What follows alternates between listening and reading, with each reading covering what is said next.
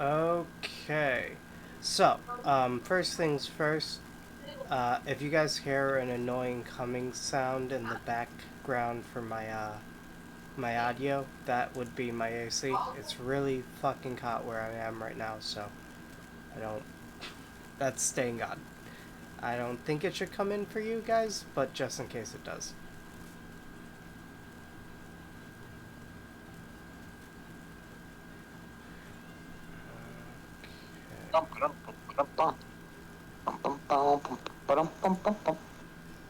Sorry, it's contagious. You're okay. That's fine.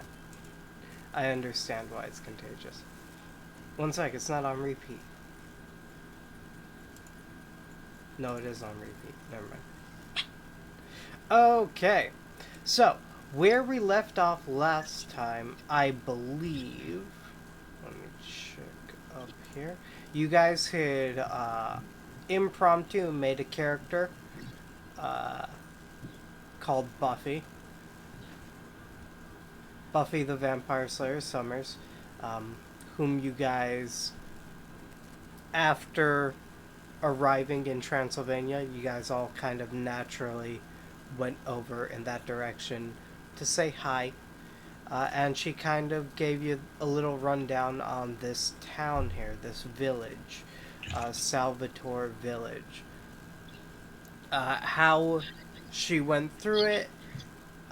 There is potentially an extremely powerful vampire who runs the town. However, she doesn't know exactly who it is. She thought it was. There were a couple people she thought it could be, one of which being Alan Tegan, the mayor. Another one being, I believe, Sir Barrington's assistant. Where the fuck is his name?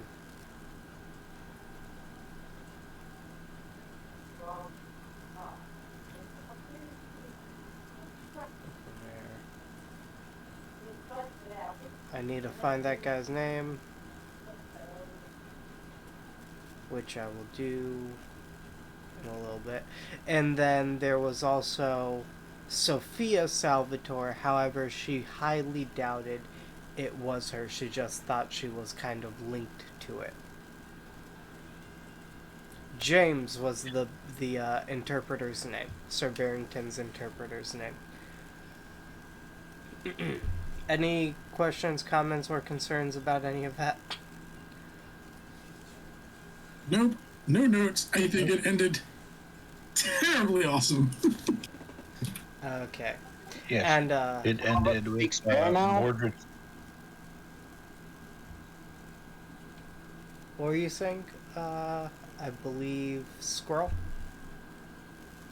Oh, go ahead, Scribble. I think it Oh, was. me? Oh, sorry. I was just saying I believe one of us could speak bear now. No, no. You can speak Barrington. Same thing. I've mastered the language. Yeah, there we go. One of you guys can speak Barrington. Anyways, so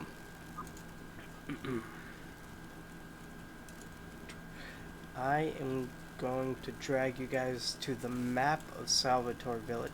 The manor that they were talking about is off in the woods. Boop. Off in the woods over in this direction over here. Hopefully you guys can see me click on the map. There's actually quite a big map in front of you guys. It's way off to like the top right, essentially. Kind of following the stream up there. And the bar that you guys were coming out of is this middle one. That is kind of where you guys were with Sir Barrington, and I think a couple of other people were in the bar with you. But we didn't really get into any of them. You guys primarily just had a drink, talked to Sir Barrington, and then we ended the session with you guys kind of sitting at your own table. I believe getting drunk, if I'm not mistaken. Bullshit, if not, I'm drunk now anyways.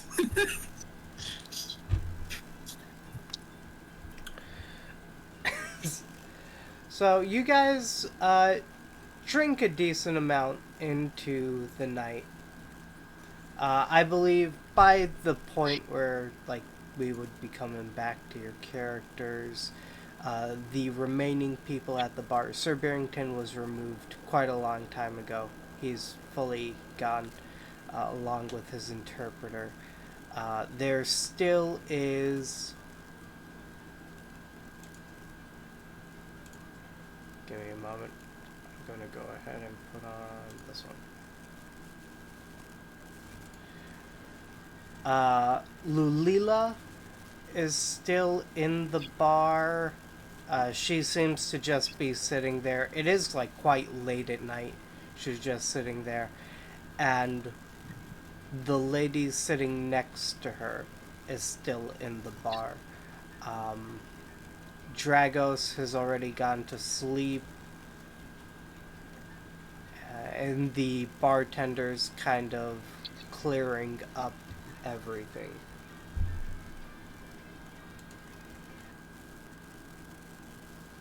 There we go.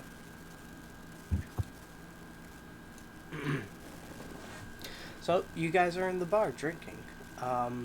You have gotten a decent amount of information on some people. There are still a couple leads that you guys can track down. One of the bigger ones being the house that's off at the corner of the village.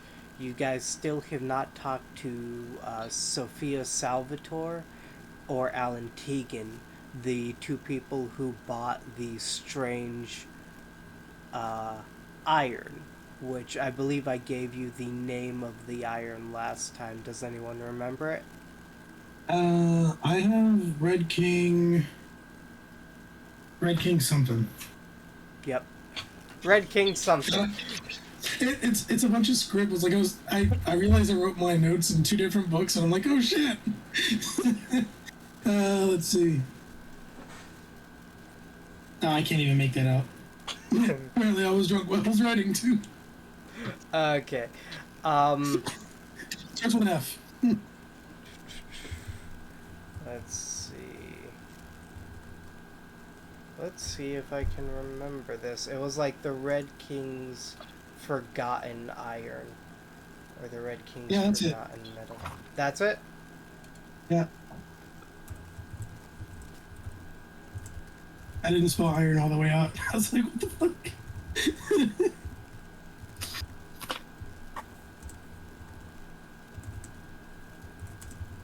Yeah, that he found it in his cave, in his own cave. He mined it all, so there is no possible way to mine more in his cave. And yeah, the Red King's Forgotten Iron. Okay. And that it was given as a birthday gift. Oh, or that it was going to be presented as a birthday gift to what I would be assuming is the Red King. Okay. So that is what you guys have heard, and those are your current leads.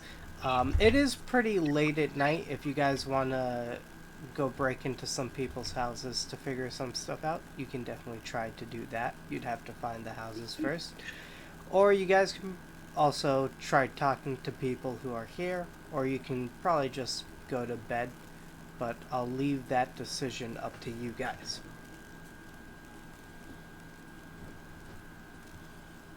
So shouldn't we go ahead and talk to the people at the bar, like Alan Tegan, for instance? Mordred's pretty drunk and he's pretty down to break into houses. Alan Tegan is no longer at the bar. Alan Tegan. I'm sure this is gonna turn out great. We'll break in. We'll find some more wine. Cause this man ain't gonna give me no wine. I don't think. Vodka. Alright, one more pint down the hatch, and let's go to the houses. Okay. Uh, Minkin, have you been drinking as well? Nope. Okay. I need one. I want you guys to take 2 gold pieces out of your inventory for a round for all of you guys.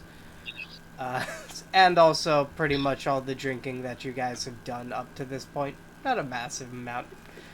Uh, and I also want Fern, Fordrin, and Mordred to go ahead and give me a Constitution saving throw. Fordrin, I know you normally get advantage on this, but we last left off with you being already drunk, so you're going to get I'm disadvantage on this. 14. 14? Is it just gonna be a straight roll? Or a disadvantage? This I don't is know. disadvantage, so... Okay, that's fair. Mordred, you're definitely starting to feel buzzed. It's gonna be great. We're gonna start breaking into the houses all drunk. You're definitely drunk enough to start thinking about breaking into houses. Yeah, I'm not even thinking about consequences. Fuck it. Hey, I'm a pirate, man. This will work. Brings me back to the old pirating days. Didn't give any time. What was it? Constitution saving throw, right? Yep, Constitution saving throw. And Fern, disadvantage. Fern has a 16 total, because I add +2 to that roll. okay, 16 total. I'd say Fern's paced himself pretty well throughout the night. You're definitely drunk, but you can keep a decent amount of reason. Holy shit, Fortune. Fortune just keeps drinking like it's nothing. Yeah, and Fordrin's just been throwing back drinks like they're fucking nothing. He is still drunk, but there's no signs of him, like, even remotely about to pass out. Yeah, I'm not passing out anytime soon. How's Buffy doing? Is she still with us? Buffy was still in her house. You guys kind of left without her. I'm gonna be pissing my own brewery by the end of the night. Yeah. No, Fordrin's dwarf. He's dwarf drunk, which is drunk, but still totally in control. Yeah. Okay, so keeping your guys' mental states in mind, what do you guys want to do? I heard something about breaking into a house. Okay, breaking into house. Now, the only house you guys know definitively where it is 1, Buffy's house, and 2, the mysterious manor way off to the right. Yep, that one sounds like it. Yeah, we gotta go to the manor. Does anyone not want to go drunk raiding this manor? Okay. Before we go raiding this drunk manor, the drunk manor. Before we go drunk raiding the manor, did the manor come up in conversation? Because I don't remember. I don't think I have it written in the notes. Yes, it did. It did. Okay. It belongs to somebody that we probably shouldn't be fucking with. Oh, absolutely. Well, let's see. Alan Tegan has been seen hanging out there. Sophia Salvatore has been seen hanging out there. I think he said that's where they took the iron. Oh man, but I really want that iron ore. Your DM chooses to stay silent.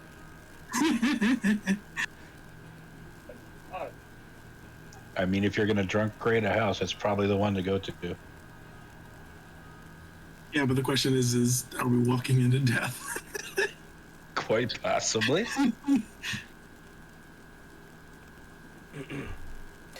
I think Fortune would have his somewhat wits about him. I don't know about drunk raiding a manor with strong people. Okay, so I hear 2-4 rating. I have not heard Minkin's stance on rating this manor.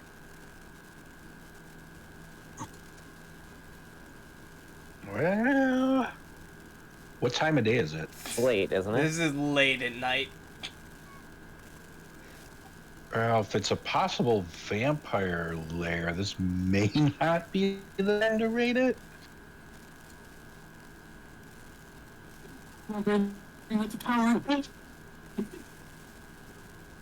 Might be better to go during the daytime. I leave it up to you guys. I believe you are the one who either puts this in a tie or makes it overwhelmingly to the other decision. That being said, it would appear one of my maps is not loading correctly. There it is. You know, it took a minute.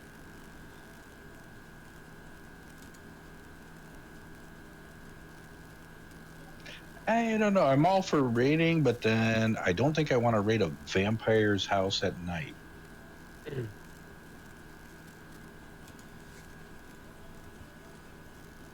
I just have slight reservations about that. I understand your reservations.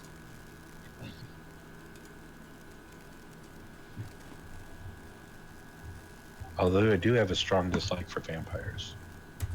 I'll be shit if anything now. Keep getting away from me. They're almost draining you dry.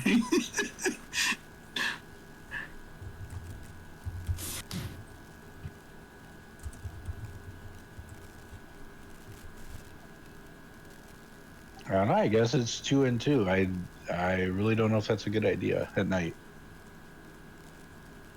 Okay. 2 to 2.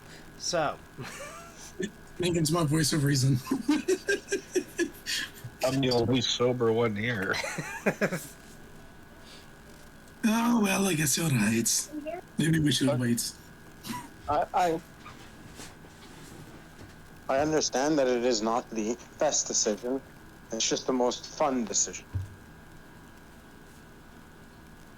Fern has made a valid point.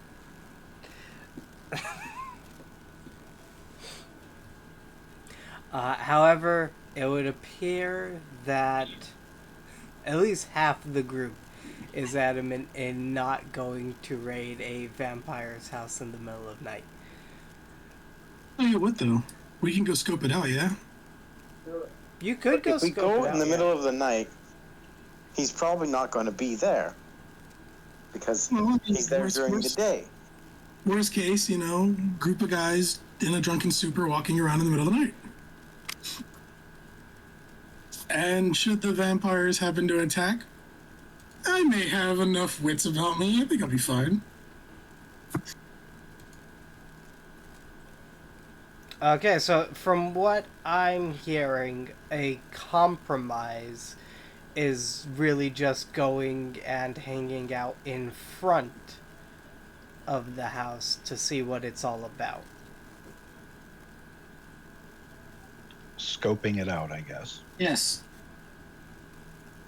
Okay. Fine, let's scope.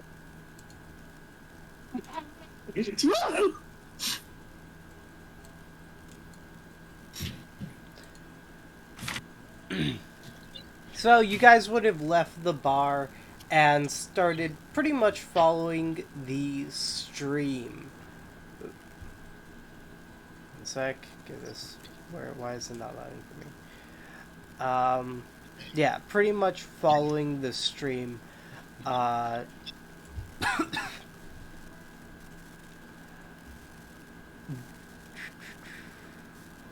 you guys come up, like, through the trees and everything, you would note that the river kind of continues to go a little bit deeper down ever so slightly until there's like an actual cliff face right in front of you. Would you actually probably would have just gone up. Eventually you guys would come up to this area right here.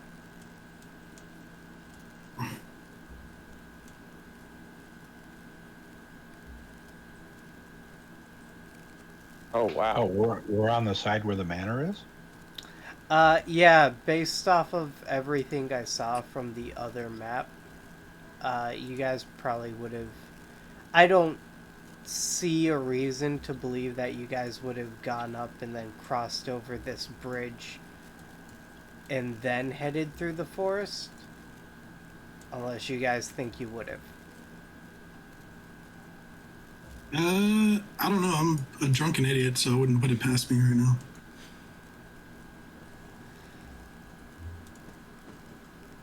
I'll go whatever route Macon went. Because I'm totally relying on him right now. Okay, Minkin, you're the leader. If you think you would have gone to the on that bridge and then over to the other side, you can move over there.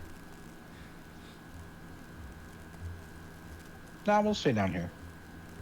Okay. So, as you come up to this section of the manor, you can hear people moving and shuffling around, even this late at night. You're looking at 1, 2 o'clock in the morning, pretty much, right now. It's very, very late. And you can hear people shuffling along around here. This little line here is a fence that does block the manor off from other things. It is about uh, 10, maybe 12 feet high, somewhere around there. Not feet. Fern start drunkenly walking up to the front door and knock on it. You got a long way to walk. You do have a long way to walk. Also, you'd have to climb over the fence. Or you can shuffle along the other side of the fence over this perilous cliffside. I attempts to open the gate. There is no gate on the side where you are. Okay. This is... Yeah, this is just a... Is there no fence. path to the front door? There We're is... down by the stables in the forest. We're not over by the path. Yeah. Well, guys, nothing ventured and nothing lost. I'll go ask what they're up to, and I'll start walking around. Okay, got it. Go ahead and give me... To walk around there, honestly, just go ahead and give me an acrobatics check. DC 10. You guys would be comfortable doing that. All right.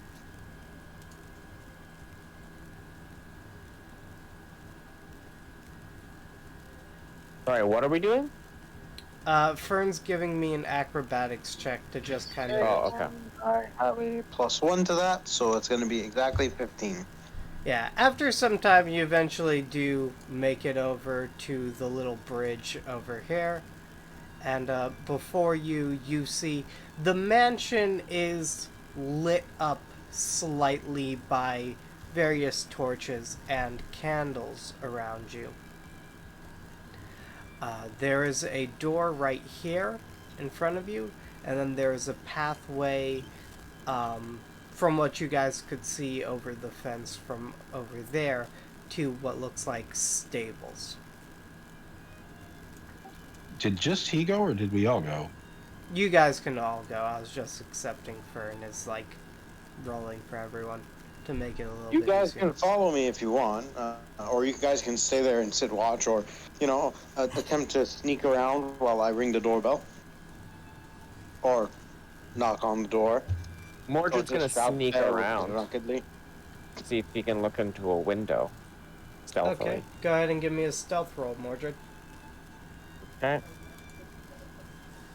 What the heck? No. Lincoln, Master Nick. I'm okay. Stealth roll. Master Lincoln, it looks like they're having fun. Are we just gonna stand here? That's gonna be a 22. Well, he goes At to the front 22? door. Yeah, you can easily move around here in the shadows. Okay, well, he goes and knocks on the front door. I'm going to scoot around to the left into the trees. Try and find a place where I could peek in over somewhere on that side of the house. Okay. Where are you, Mordred? Trying to bring him in. It's not. You're in the water. Where is he? Why is this bugging out on me too? It's Oh just- no, it's been bugging out on me as well. Like some of my maps are taking forever to load and everything. So it seems like moving here. Just- One second. I'm just gonna refresh the whole page. Okay, got it. Then we are going to handle what is happening with Minkin first. Fortune, are you just kind of following Minkin? Yeah, I mean, I know I'm probably gonna take a bunch of disadvantages, but Okay. for the most part, I'm following him. Yes. Minkin, go ahead and give me a stealth roll. And Fortune, go ahead and give me a stealth roll. I'm just like sneaking along here. I step on every fucking twig, everything. You're not wrong, is the thing. So, Fortune, for once in your life, you are not the one who's absolutely blowing this. It is Minkin. You see a twig below Minkin's foot. A steps on it. It makes the loudest crack you've ever heard. He accidentally bumps into the window, just making an absolute mess of your stealth mission.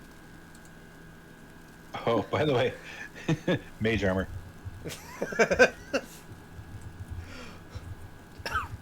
Why you gotta be so loud?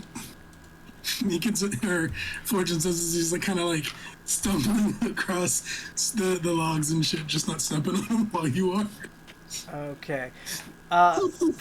Fortune, Minkin's a little busy here making an absolute mess. Go ahead and give me a perception check.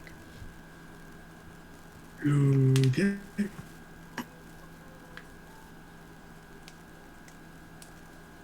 25. 25. As you are standing here watching Minkin make a fool of himself, you see an eye peering out at you. This eye is not a detached eye like you are used to. This is a full person standing here looking at you. This person is dressed in a very fine butler's uniform. He has short white hair that's been kind of combed back, and spectacled glasses. He is looking at both of you, walking around here, trying to sneak around. He is not saying anything to you, though. He's just watching. I wave. So Megan, have you found the bathroom yet? And I'm just like really heavily playing on the already drunkenness. Yeah, there's no stealth. I wave. Okay. He waves back at you. We are going to... Mordred has your... Have you reloaded? Yes. Okay.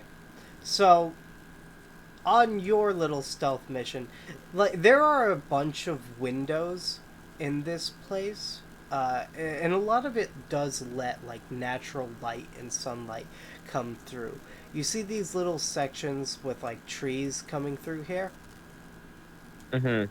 Those are actual trees that are almost seemingly allowed to grow throughout the building, and they kind of decorate them and seem to encourage the union of the building and the tree itself. You can see multiple people kind of walking around, one of which being that earlier mentioned older gentleman who is, as you can see, very clearly looking out the window, waving at someone. I don't know if you could figure out who. But you can probably hear it, by the way. You can definitely hear Fordrin and Minkin, even this far away from them. The other people you can see maybe 2 other maids in here, and then one other butler kind of walking around. You can get their kind of station and everything based off of their clothing, things that you would have seen up to this point. They are walking around, clearing off tables, putting on new silverware and everything. They seem to pretty much be in the middle of their day, essentially, versus being at the very end of their day.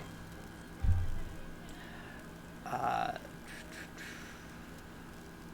Fern, you knock at the front door. As you knock at the front door, someone does come up to greet you. Oop. Give me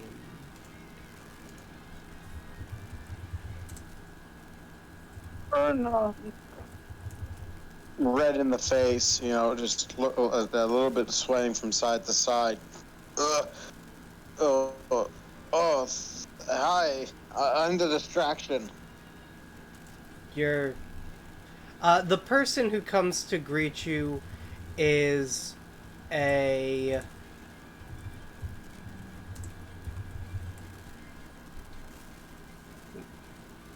will do. They're red-haired, middle-aged lady, I guess would be the best way to describe her. She comes out. She's wearing what seems to be a maid's uniform, but is a little bit more tailored, and seems to be a little bit more professional. As she comes out, she seems rather bewildered by your explanation. You are here to distract? You're here as a distraction?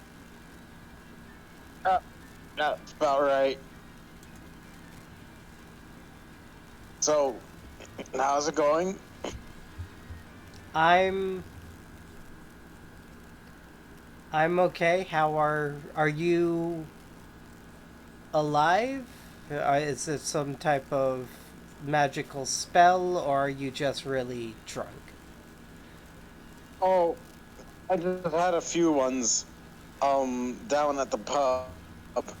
Uh, by the way, can I use your bathroom?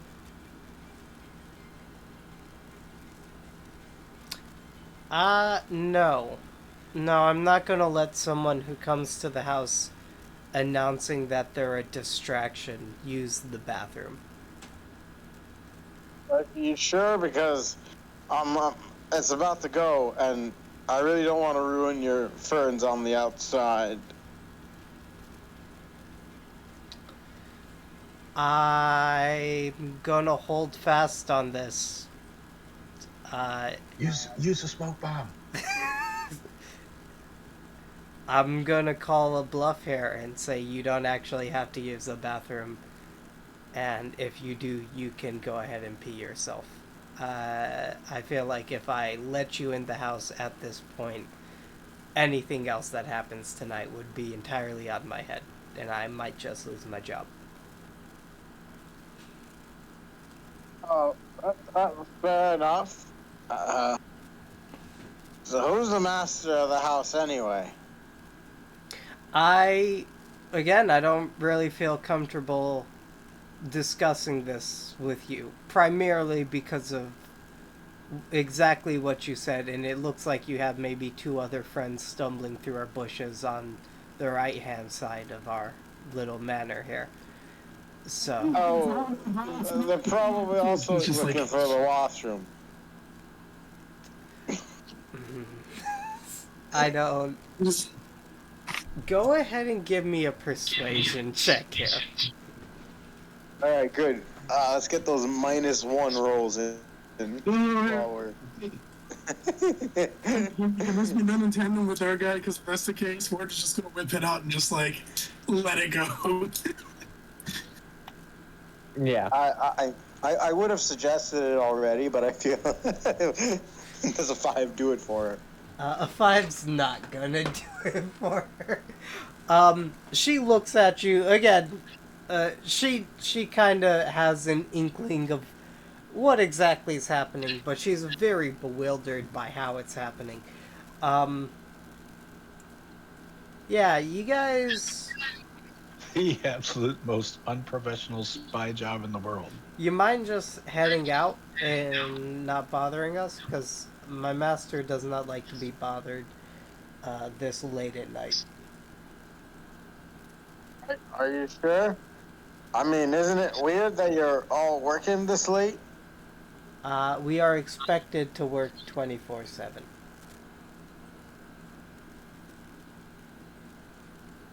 Like, like actually 24/7, or like just any time? We are expected to be able to work at any time. If everyone here worked 24/7 all the time, we would either not be human or any of the multitude of magical creatures in the world, or we would be undead of some sort or superhuman. Either way, it just wouldn't be possible.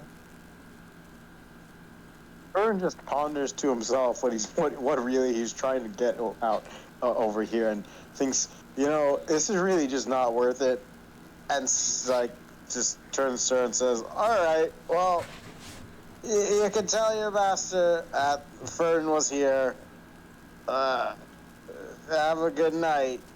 And then he turns around and just starts walking away.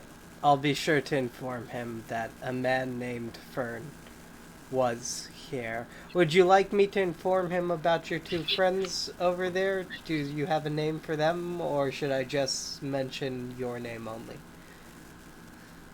No, they can introduce themselves. They're some pretty big boys. Okay. She peeks her head out. Hi, how's it going? She's talking clearly to you to Fordrin and Minkin. Do you two have names? I'm going to put my arm around Fordrin and walk him out like I was retrieving him from the bushes. Wait, I gotta go. Okay, well, you guys have a safe trip back to the village. And, maybe when you're a bit more...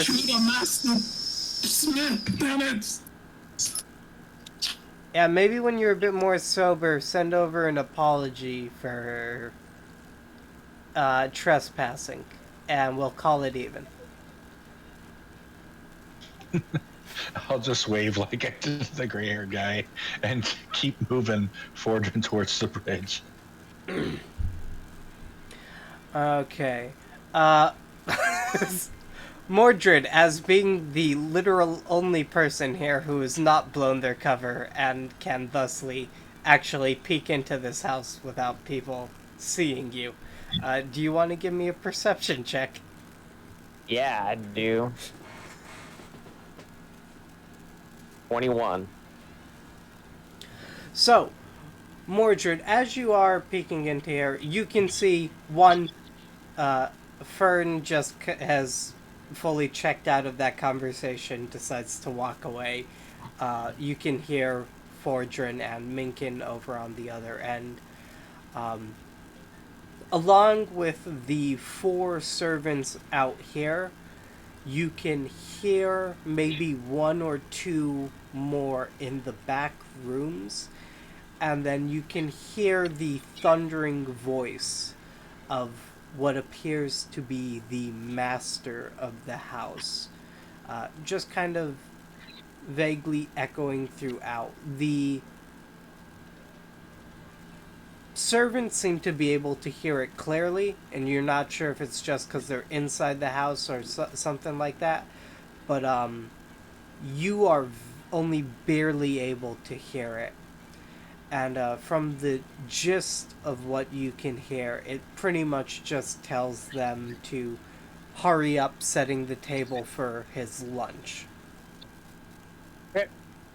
Well, I'm just gonna link this into chat right now. Primeval awareness, and I just want to know. Yes. Yes? Yes. Okay. Are you kidding? It's 1 o'clock in the morning. He said, "Hurry up with my lunch." Exactly. He just had to be. He just had to make sure. And I would say one other thing you can see, there is a man standing. He doesn't look to be like a servant of any type or anything like that. He is sitting over at this table over here. Do you know the mayor from the Powerpuff Girls? Yep. Yes. This looks like the mayor from the Powerpuff Girls, but expanded to the height of an actual dude. So, not extremely short or anything like that. Just a very tall dude, very beautiful looking mustache, little top hat, or actually a big top hat on his head, entirely bald.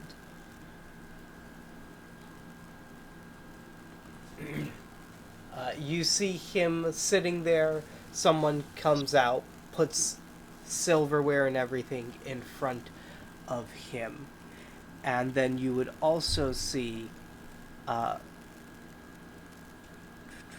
actually, I might actually have a picture for this one. Well, you would see a tall, dark-haired man step over this way with a cane.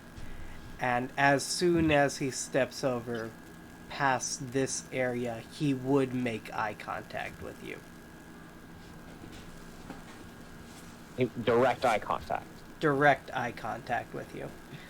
He doesn't seem to threaten you in any way, but he does make a motion for you to go away. What else can I notice about him? Let me pull up his picture here. This is a taller gentleman. His eyes are a piercing red color. And he's Red. dressed... Yeah, red. He's dressed in pretty amazing attire. Honestly, something that you would expect a very high nobleman to wear. Something well tailored. Well tailored. He has suit, tie, vest, all of that on. Mm-hmm. But is his shirt ruffled like mine? His shirt is not ruffled like yours. Oh, see, then I look better. 100%. You look better than, at least in your mind. Because remember, I did buy the long coat and top hat and everything last episode. I forgot about that. Shit, you did. You have a new picture for your costume? I don't. I didn't find an outfit, but last time I bought the, remember, like all the black with the top hat and everything, but with the ruffled shirt. I vaguely remember it. You're gonna have to find a picture for it. I need to have a visual representation of what our gnome's wearing. Oh, jeez, I'll have to see if I can find something. Okay, got it. But you do see him, and he kind of shoos you away, Mordred. Mordred does the. I have to post this in the Discord because I don't know if I can put this in Roll20, but Mordred does that action. I don't know how to describe that. I get it. And just kind of slinks away.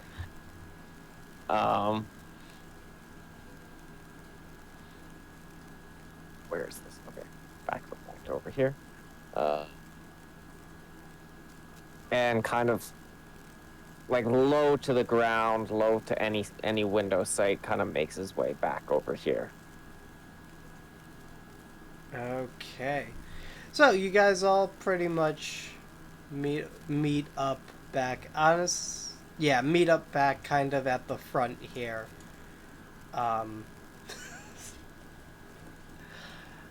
Just kind of looking at the house. Do you want to tell anyone what you saw, Mordred? Yeah, so I'm just gonna make my way over to Fordrin. Do you want to tell Fortune or Minkin? Do you want to tell the drunk guy or the not drunk guy? Actually, you know what? Mordred just immediately at the last second dodges left and then just runs over to me again. Look, man. I may be drunk, but I'm receptive as fuck. I didn't understand any of that, so maybe I made a good decision. Well, without trying to find a picture, let's make this easy. He's dressed like a My Mask, but with a ruffled shirt. So wait. Mordred kind of like goes through the bushes a little bit, down by the water, and Minkin, like, you just kind of hear things, I guess. Like, you're not sure, and then I guess you think that it's Mordred. Sure. I kind of hear some scrabbling down the bank. Yeah, Mordred makes his way up, kind of just climbs over the railing and onto the bridge behind you. Okay. So, I'm still Mordred. waiting for Fortune to catch up.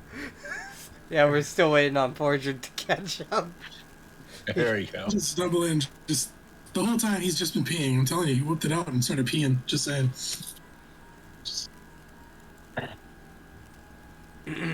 So I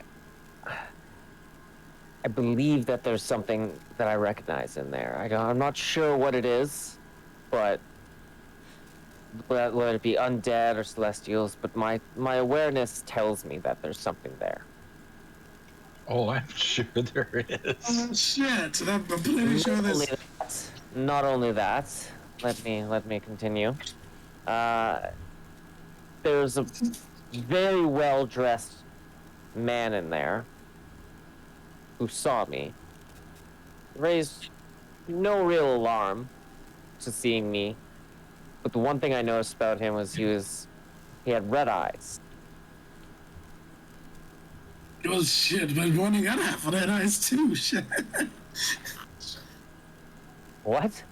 What? I don't know. He's fucking drunk. That might just happen for the rest of tonight. Just whenever Fortune opens his mouth. I don't know, he's fucking drunk. Pretty much. He's mocking you, dude. Don't like. He's taking you serious, but mocking you at the same time. He's drunk. Yeah.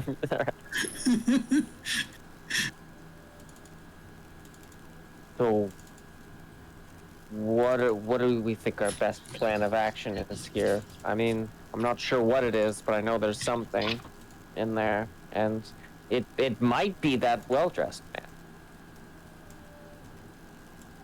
Well, he's obviously a vampire, and he knows we're here, so it's probably a good idea to get out of here tonight and come back tomorrow.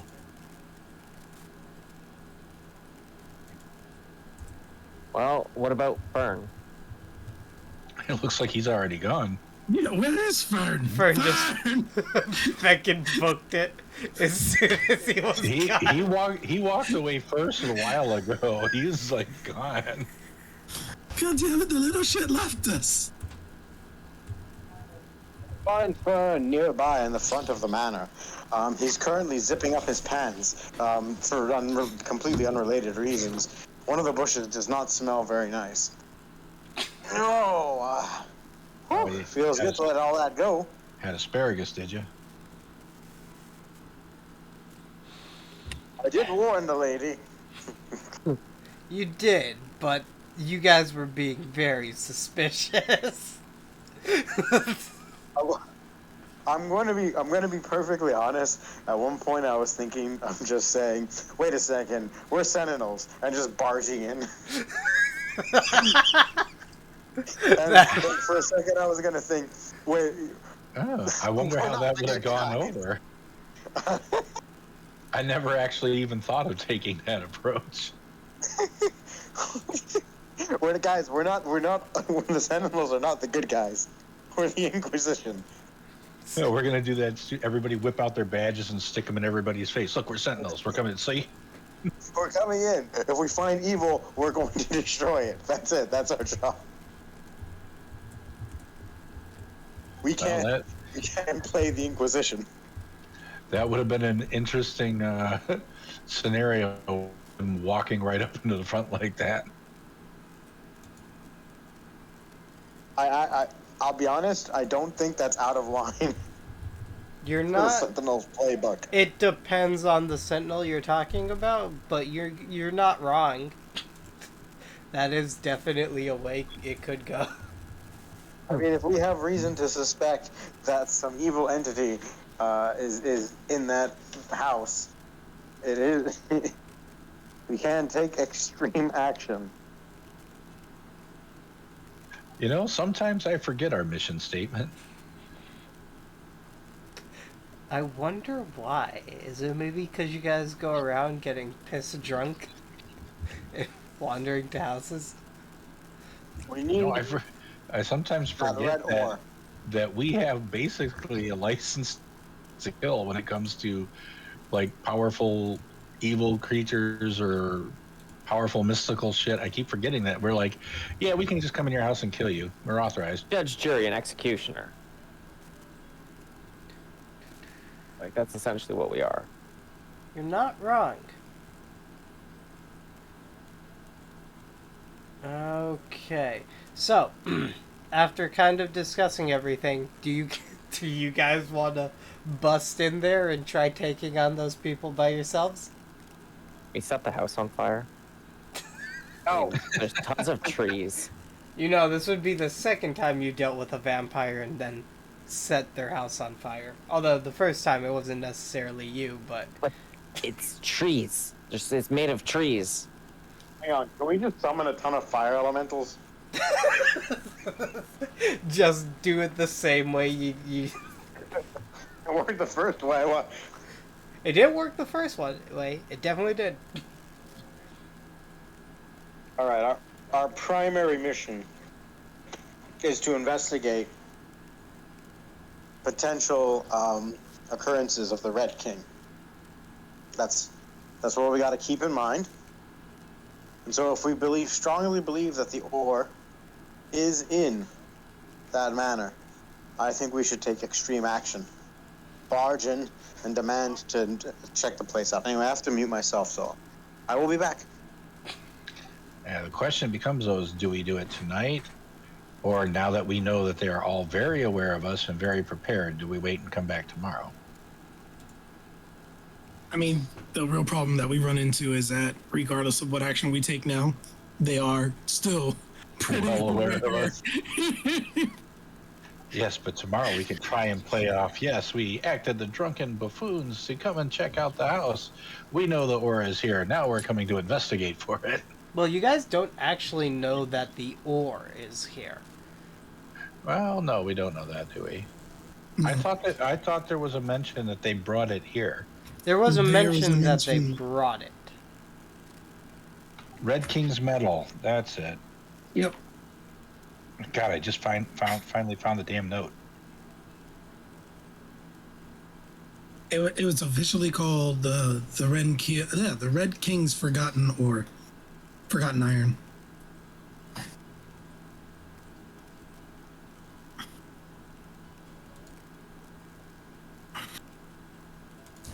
I'll leave the decision up to you guys.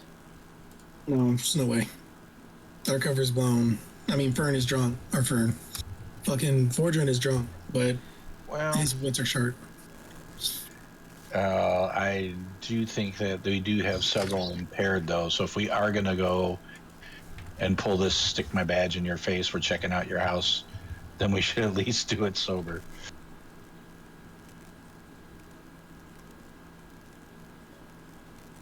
Okay, got it. I think. So you guys want to head back to... There is a hotel in town. The likelihood of them being open still is extremely low, but I will roll to see if you guys get lucky. And, or you guys could go bug Buffy the Vampire Slayer Summers. I have a feeling she'd probably kill me in my sleep. I'm going with the hotel. As somebody mentions that, we notice that Mordred is already running towards her house from here. Great idea, gone. See, there he goes.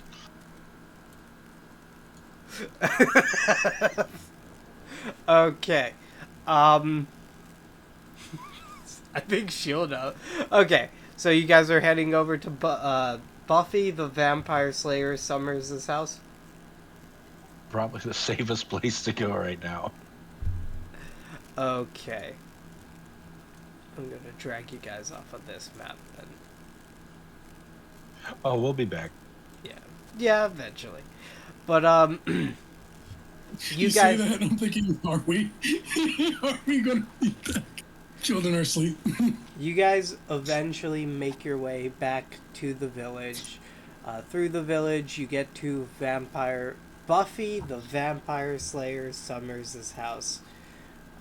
I refuse to call her anything less than that now. That is her official name and title, and it will be used. Anyways, her lights are off. There is no movement from her house.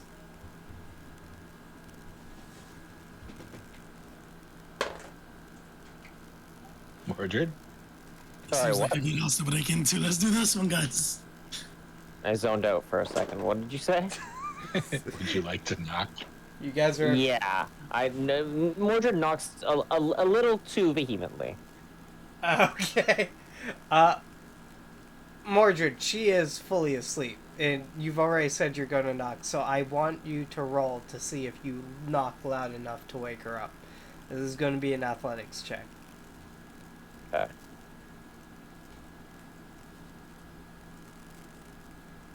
Eight. Mordred, you go up to knock.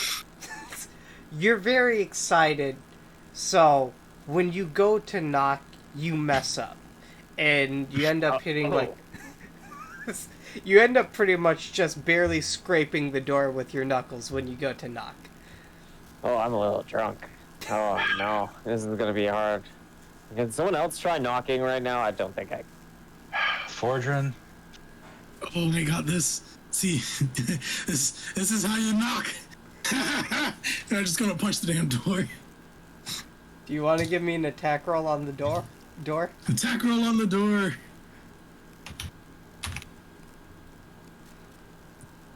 Some wits. He has some wits about it.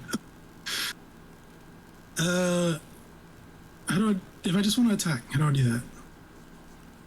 Or do I just roll a d20? Yes. Just roll a d20. Use your unarmed strike. Yeah. Unarmed strike. Oh, I see. Okay.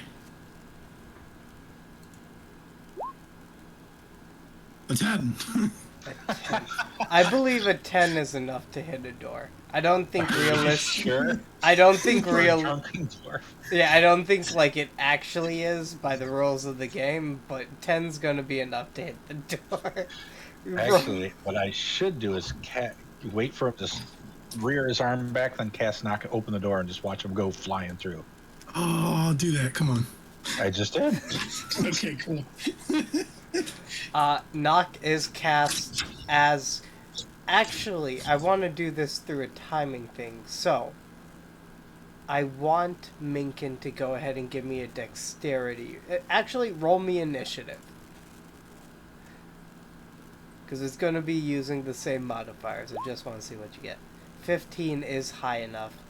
As Fordrin goes to punch the door, you cast knock. You guys hear a massive boom as the door flies open, and then you hear a secondary boom as Fordrin slams face first into the table.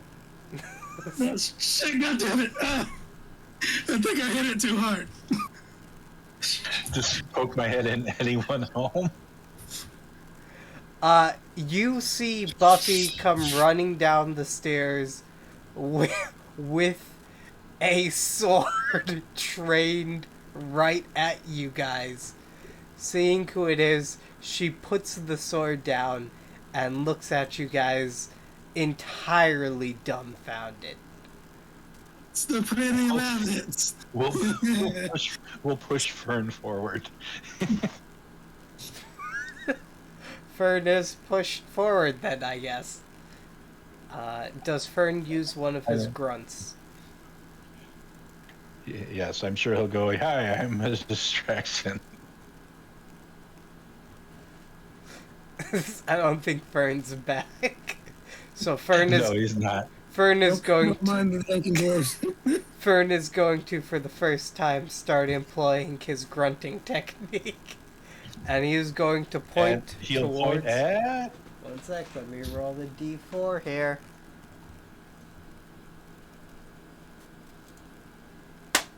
Come on, Mordred. That's going to be... Fordrin.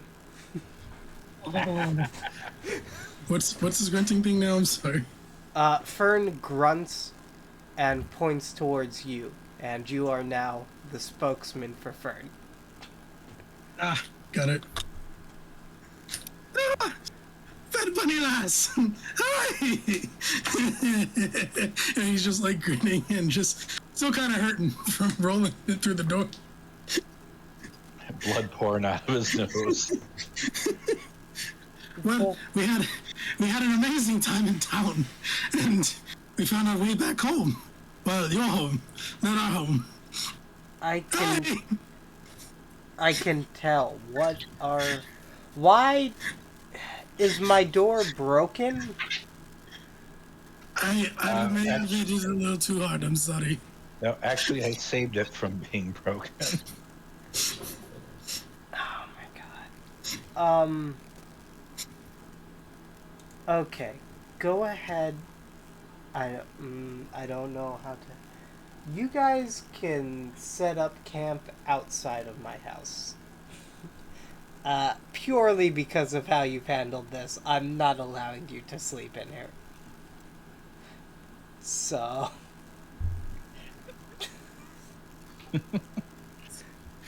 Well, that's fair. That's very fair. Okay, let's go. She sat outside and had just fall face first out the door. All right, I will smilingly drag Fordrin away to set up camp outside.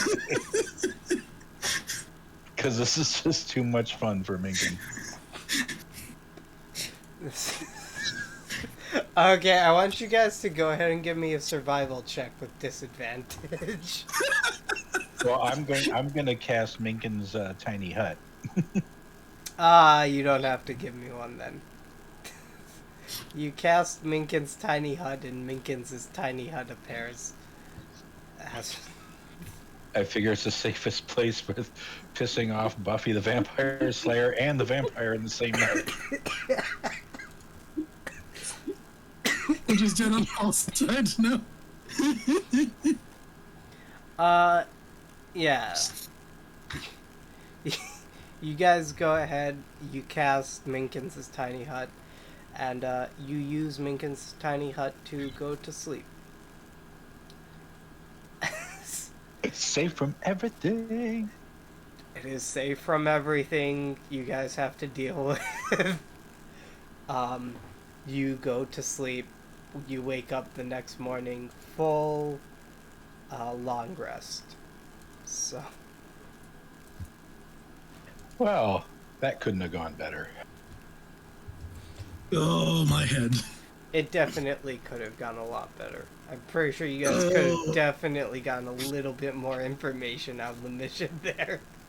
But No way. That was like, to me, that's about as best as it could have gone. sure. Well, look, from hearing from the alternative solutions we've been coming up with, no one's Lucky dead. for you. Lucky for you, you had Minkin the Woodsman with you. Oh, Yeah. dear Lord. Lucky for you guys. When you guys wake up, you see Buffy is pretty much already awake by time any one of you guys wake up.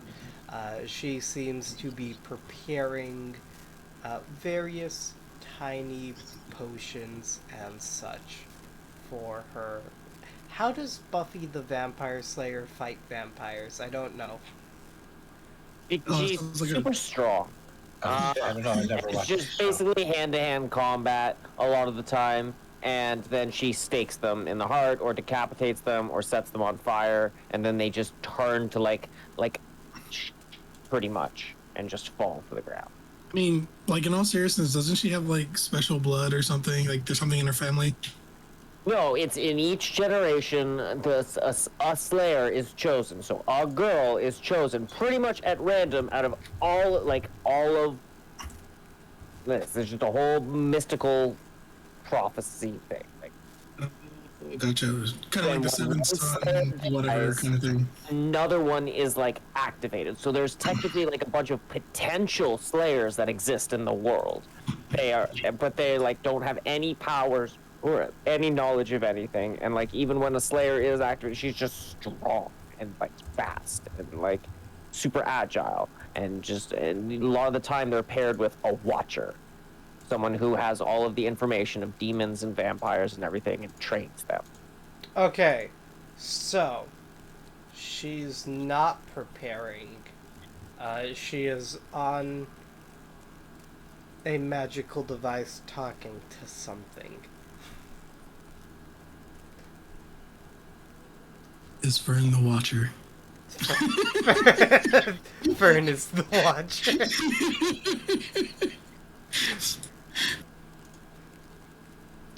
But she's on a magical device talking to something, so,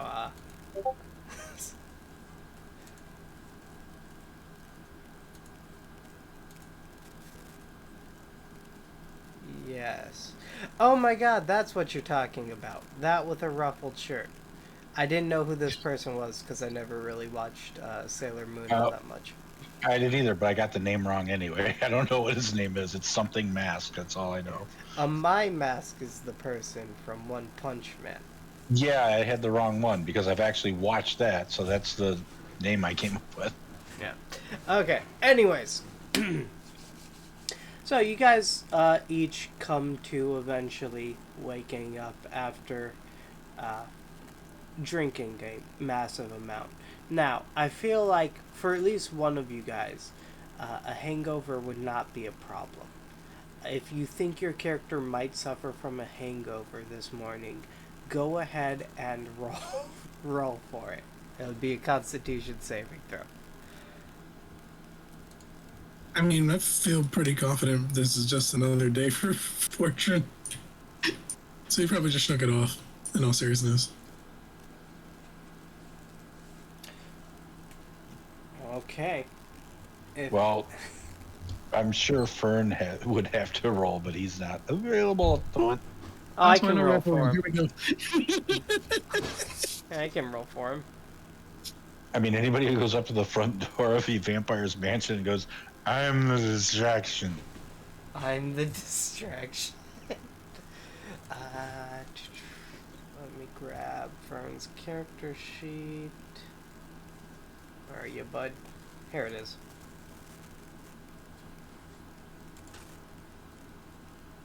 He didn't apply it here.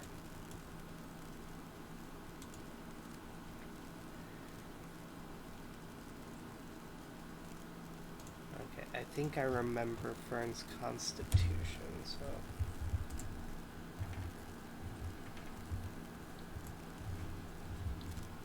I don't think Fern's doing well. I hope that's not indicative of my rolls for the rest of the day. Because that'll be terrible. Oh, I hope it is. Hey, Fawn. Fawn, wake up. Wake up, Fawn. Fern's not waking up. Fern's asleep, and he's going to remain asleep until Fern gets back. Yeah, I don't have anything that would help him, so that's your field there, Fortune. You want to make him a Bloody Mary there, Fortune? Oh, the hair dog. What is it, the dog's hair? Whatever that fucking spot is. Hair of the dog, I think. Yeah, hair of the dog. Yeah, so you guys each wake up after having a decent amount of fun the night prior. Buffy preparing however she prepares.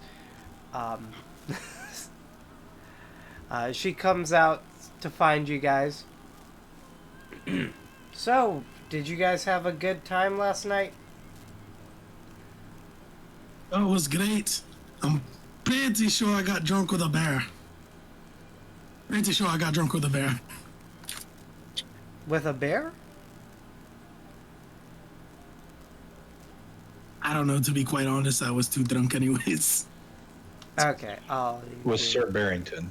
Barrington, that's his name. Ah, thank you, Lincoln. Sir Barry. Ah, okay. Did you guys figure out anything? Mordred, I believe this is your purview. Yeah, there's something in there. I mean, I'd like to think that it's an undead, but I'm not too sure. The thing that I sense could be the well-dressed man that I saw. He's very well-dressed, tall, good-looking, had a great-looking mustache. Man, was it a great mustache. But his eyes were piercing and red.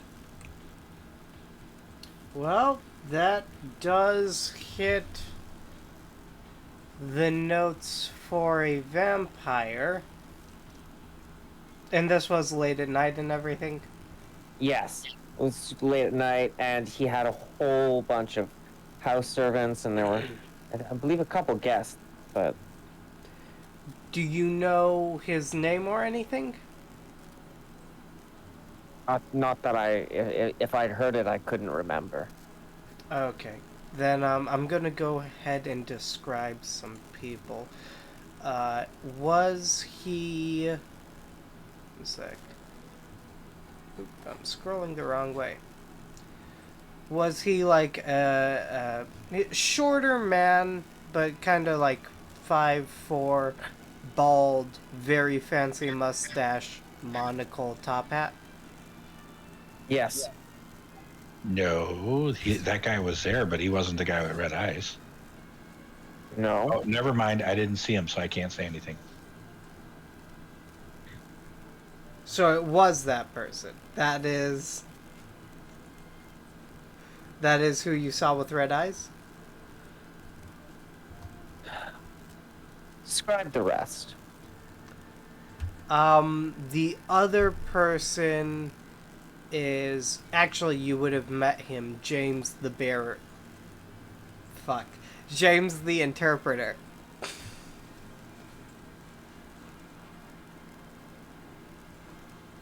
Who you guys would know it's not. And then the other person was a female. She's on the taller side, has black long hair, fairly fancy dress, very well embroidered and everything like that. She definitely spends a decent amount of time on her appearance. Does that ring any bells?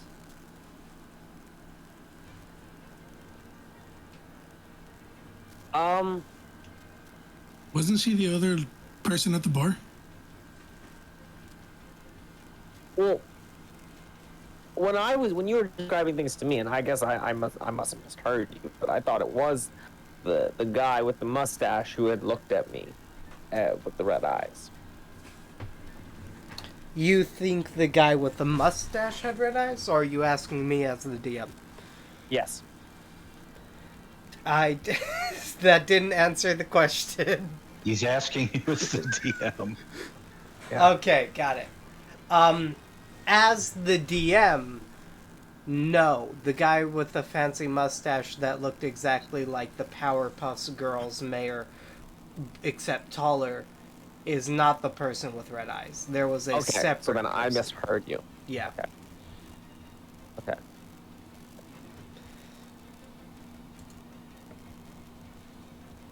From the description that Mordred gave me, I don't think we've seen this person before. Yeah. I don't remember seeing anybody like that. So you guys don't remember him from anywhere? and he doesn't match any of those descriptions. Yeah, because we've seen everybody else, so we know it's not them. Well, you haven't seen Averum yet. Averum Vandana. He's the hunter here in town. We might be able to find him out on his trail if we leave now. Do you think it might be him?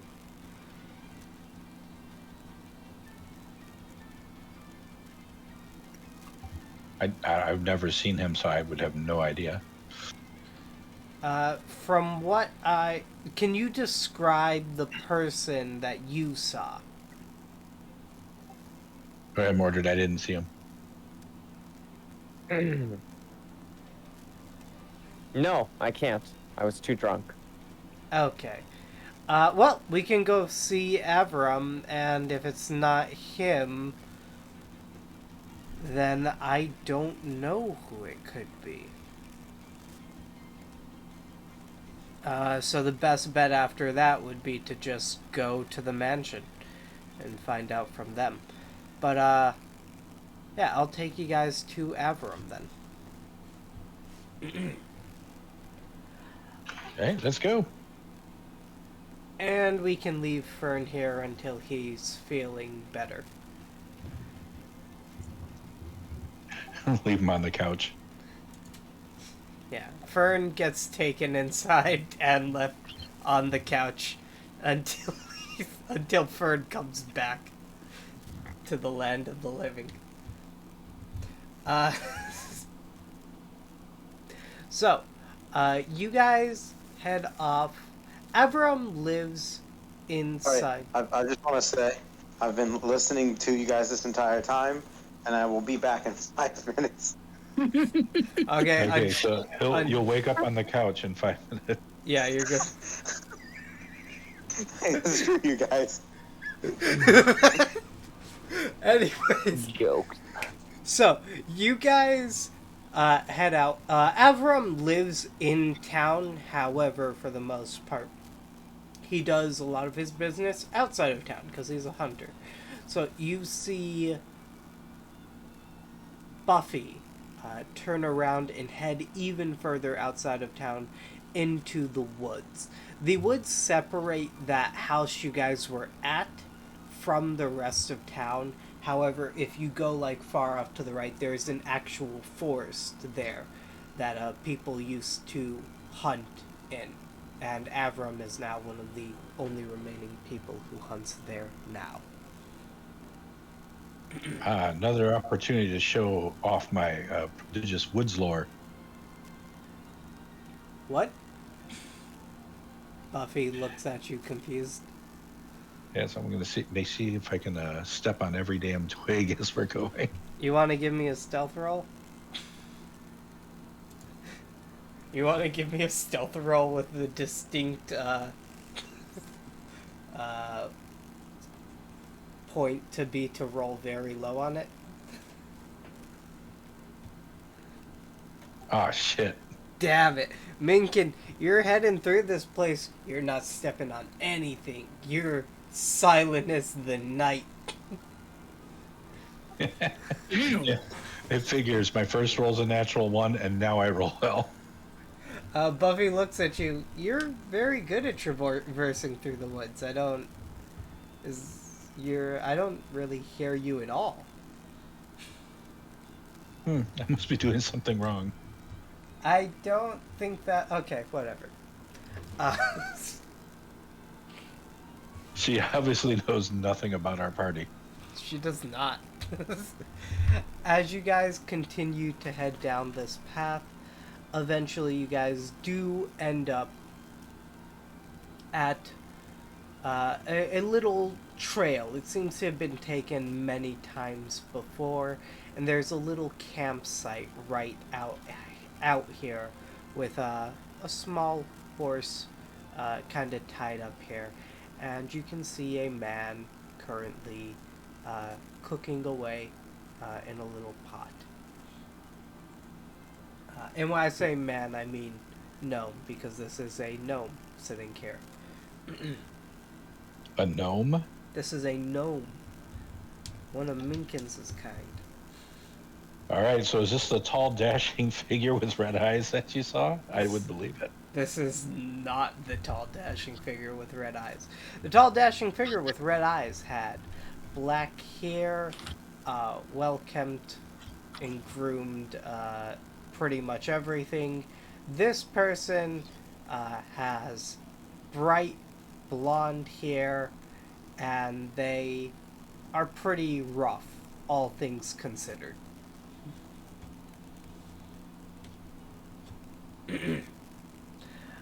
Buffy heads over to the hunter area, looking at you, Mordred. Is this the person you were talking about? No. Okay. Well, then we have disturbed him for no reason. She waves to Averum. Hey, how's it going? We're just passing by here. So the other place we're looking at would be... Well, to go back to the house, right?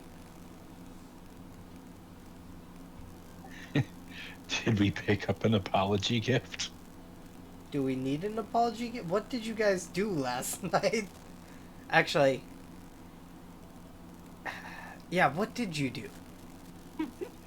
I think as soon as your buddy wakes up there, he might best be able to tell you. Fern might be able to explain it. If he remembers. Did you try to break into the house? Well, we were not very successful at trying to stealthily check it out. Okay. Okay, well then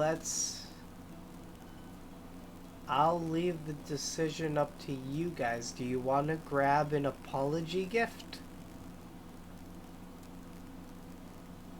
We could, I just don't know what would be appropriate. A box of chocolates?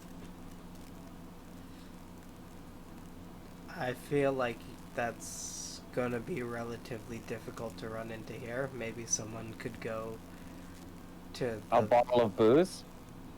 That'd be a lot easier to grab. What about a bottle of blood? That might be Oh, hell. on the nose. A little obvious. So I get virgin blood, why do I add it? Fern walks through the thicket, meeting up with you guys. As he says How that. about a bottle of blood? Just says it casually. Also, we might have a decent amount of trouble getting that as well. But if you guys want to kind of hit it on the nose, then yeah, we can grab a bottle of blood. What do you guys think? Minkins? You're just gonna have to straight up murder a dude? Bottle their blood? Well, we could start with taking a pot of booze. I think I got some blood to spare, but it might be a bit alcoholic. Then that should be perfect.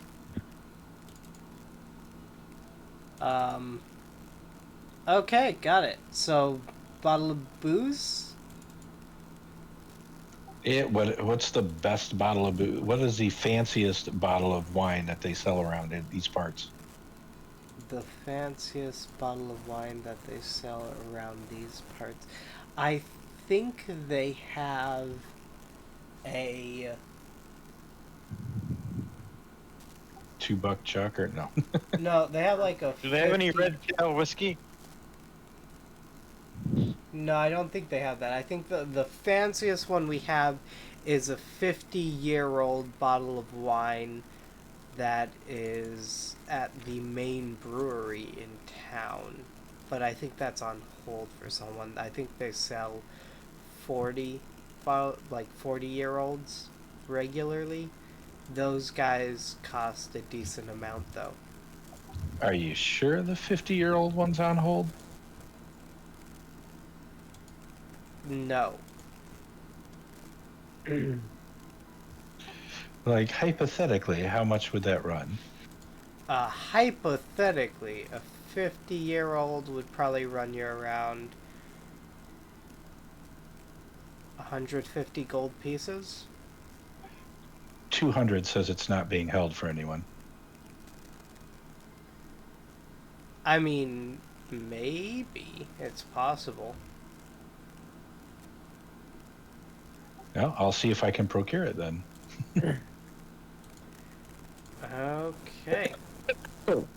So the plan is to go and try to procure a expensive bottle of wine. Yep, that is going to be my apology gift. They seem fancy. I'm going to get the fanciest bottle of wine I can find. Okay, got it. Then I will... Yeah, let's head out that way then.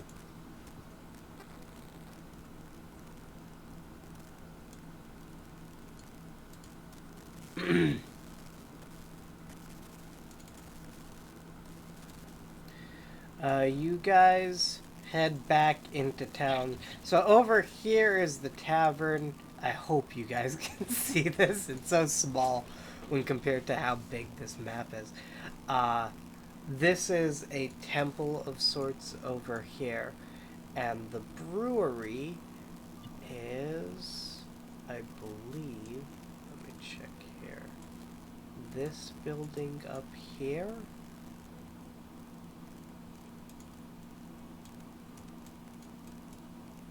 Once I am able to select this shape.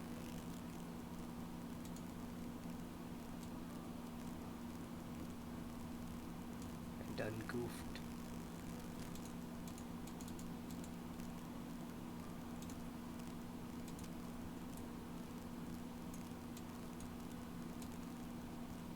I goofed again. I was going to say, all the black tiles are sliding away. All the I'm trying to slide one black tile, but it's not letting me select it. And portion of that might be because I entirely forgot what layer I put these guys on. I thought they're on the object layer. Let's...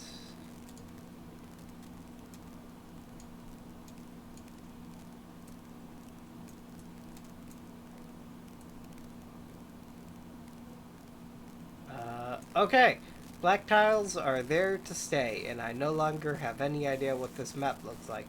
So, so they're good. The brewery's right here.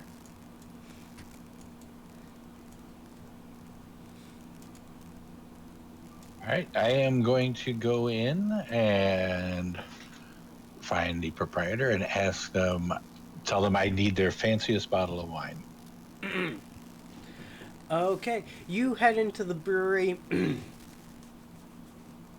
and find the proprietor of the little section here. A very small, slim man kind of pops out. Small enough to maybe be mistaken for a dwarf, but a tall dwarf. He comes out and is looking at you. Hello, how may I help you, fine sir? Yes, I need to procure your finest bottle of wine.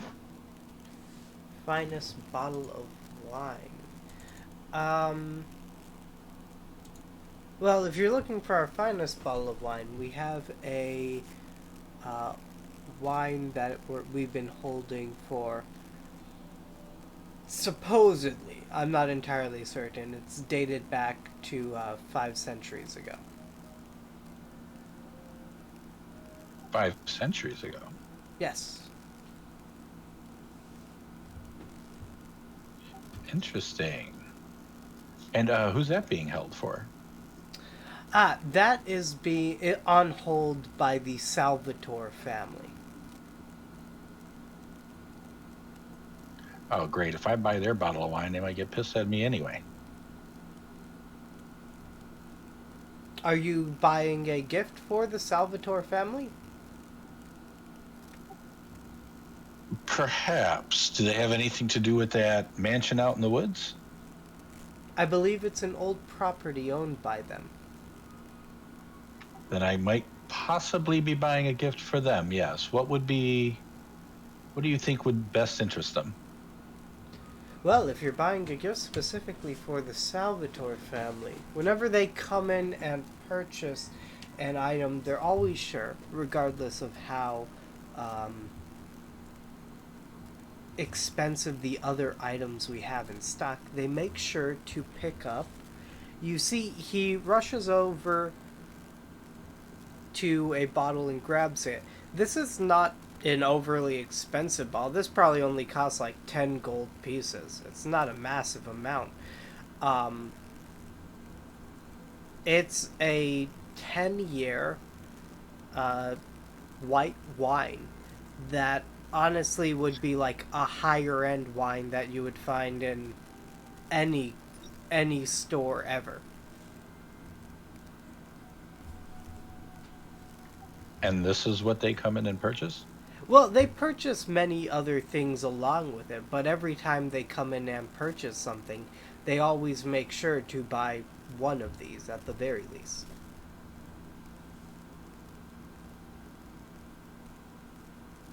Then I'll take 2 of those. And aside from the one that you have on hold for them, what is the next finest bottle of wine that you have? Um, they have pretty much. Not you, Fordrin.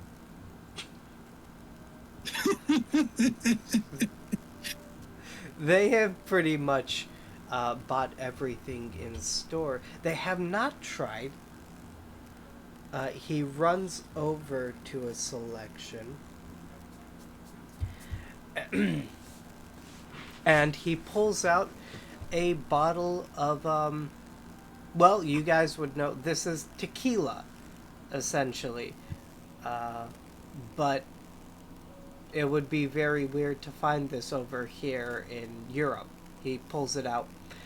This is something we got in from Mexico. They haven't tried it ever. They might like this. I'll take 2 of those. I'll take 3 of those. 3 of them. Okay. The one for yourself, I suppose? 2 for me. I get it. He grabs 3 of the bottles.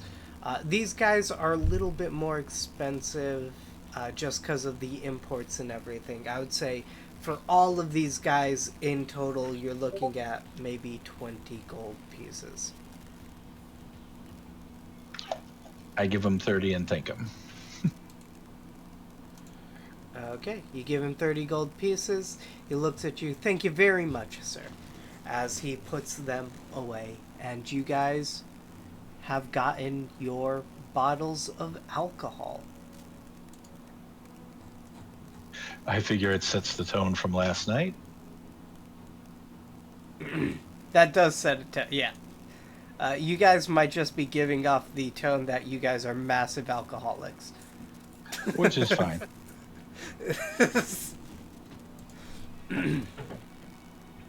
All right, I think we're ready. Okay.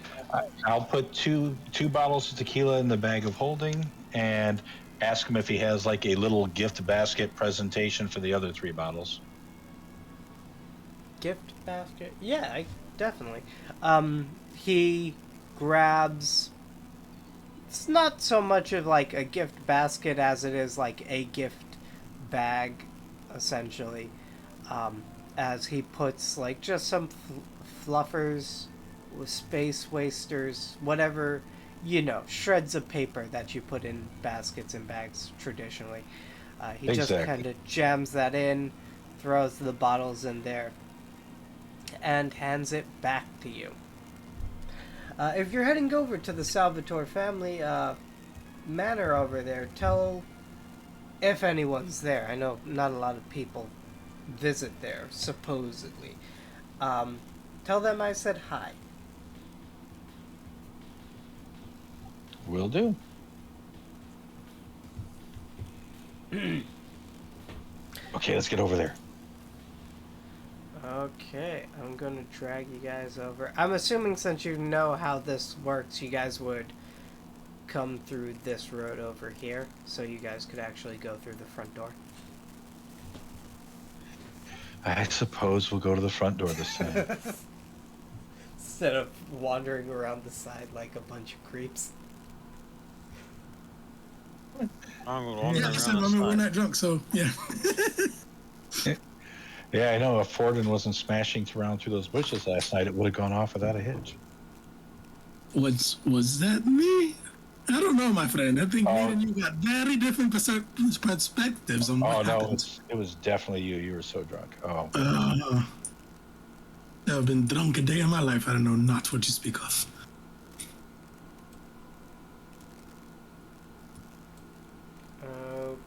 Okay. He is more ashamed that he lost the drinking contest.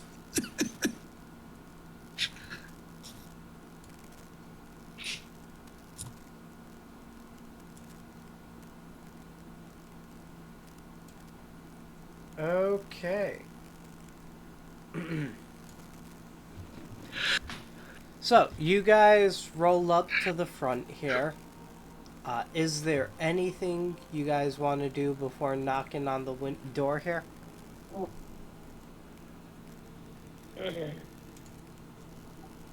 Mage armor. Mage armor right away. Yes. It's good for 8 hours, so yes.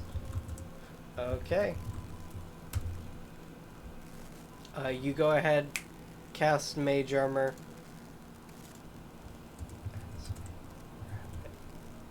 I don't really need to change much. Let's do this, though, because I know they have the ore, or at least that they might have the ore. But if I'm not mistaken, they're looking for a blacksmith, right? From my conversation with the other smith in town?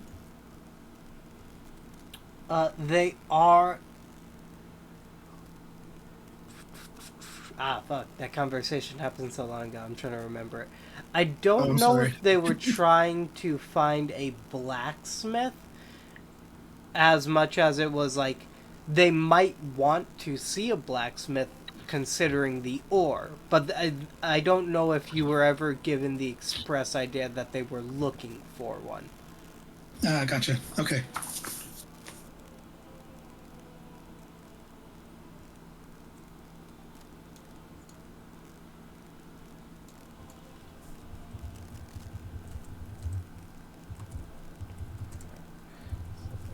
Okay. I am trying to find probably not gonna find this. Anyways, so mage armor, getting talking points ready, I guess. Anything anyone else wants to do? Any spells or anything anyone wants to cast? Special ammunition anyone wants to load before walking into the vampire's den? That's an interesting question. But if it casts a spell, though, it's going to have to last quite a bit, right? Yes. Say a spell that lasts 10 minutes isn't really going to help. It would not necessarily. I'm just giving you guys the option before the event starts. If you're hinting really heavily I towards something. You guys have a history of going in and murdering vampires right away. So, just... To be honest, I don't see a reason why we should change that. Okay, got it. As they say, you're not wrong. You're not wrong. Okay. So then, who wants to knock at the door? Captain? No, Fern's still hungover. Fern is still hungover. But you can tell them what a distraction you are. I'll try you to guys bring not up- amused I'll by knock. that? I'll knock. Mordred's gonna knock. Okay. Mordred steps in front, takes the lead, and he goes ahead, knocks at the door. you guys see the elderly gentleman who looked at Minkin in Fortune earlier steps out. Hello there again, gentlemen. How may I help you today?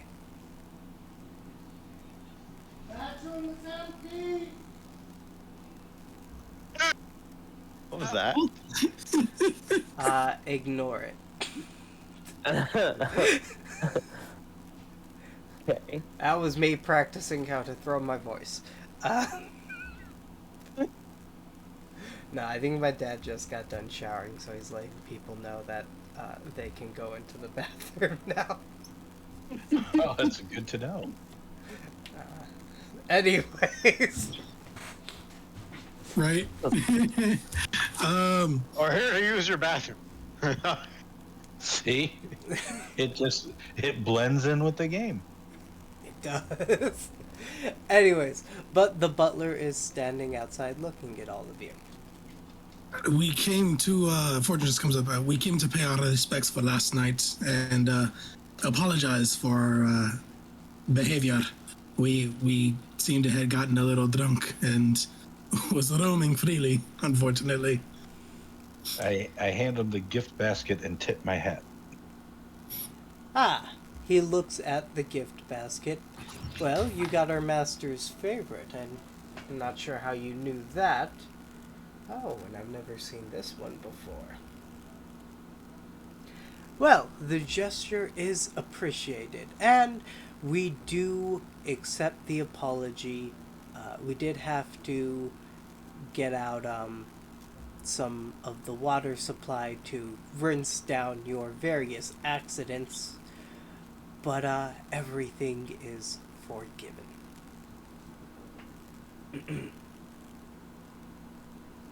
Wonderful. Was that all you were here for?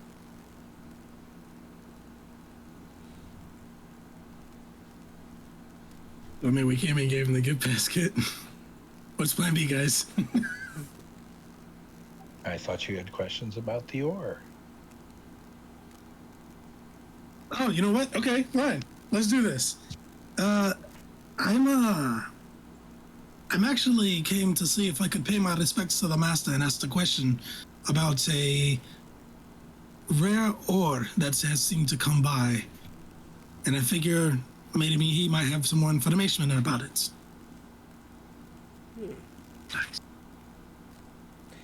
And may I ask how you came into the information that we have come across some type of rare ore?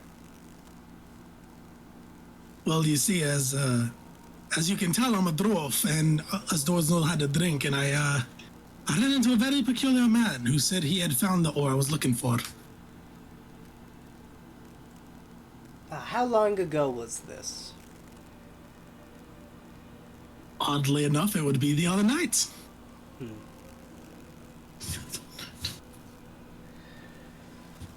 Well, we have I would ran. like vaguely describe Lord Bennington to him. I can assume who you are talking about. We have come into contact with a very peculiar ore, but I'm not quite certain of your intent nor qualifications surrounding the manor. I mean, I do believe you're a dwarf, but I don't believe all dwarves necessarily have to become blacksmiths. That is I a fair gasp. point. I What's that? gasp. I gasp in disbelief. That's right, Minkin. I've been failing this whole time. It's not my real voice either.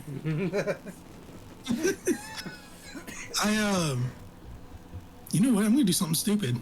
I will take off my glove and show him the mark for the Emporium. And see if that would do anything for him. Fucking hell. I didn't think you'd do that. Give me a moment.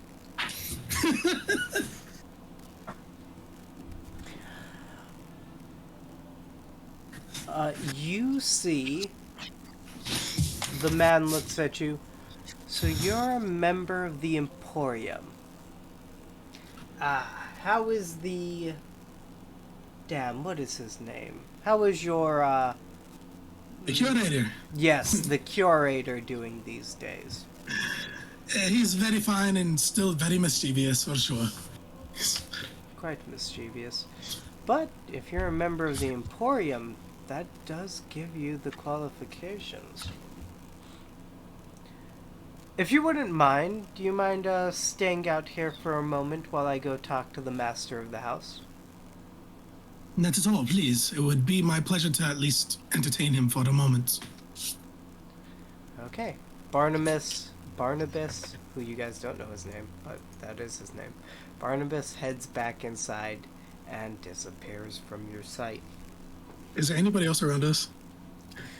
You guys would see when he opens the door, there is that red-headed lady right there. And you can see there was a maid here and then another butler there.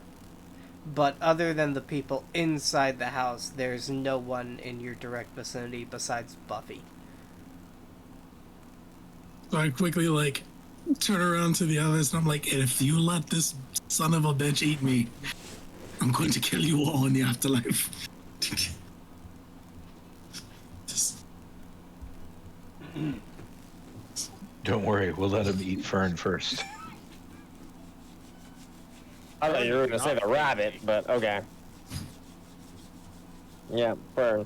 100% for this plan. It takes maybe 5 to 10 minutes for Barnabas to come back outside.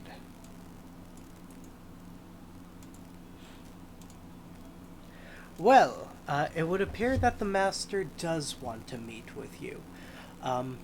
Your friends are, of course, welcome to come into our home here. I would ask that when you do come in, you try not to touch anything. A lot of the stuff in the house is extremely expensive and sentimental to the master. That being said, my name is Barnabas. I'm the head butler here.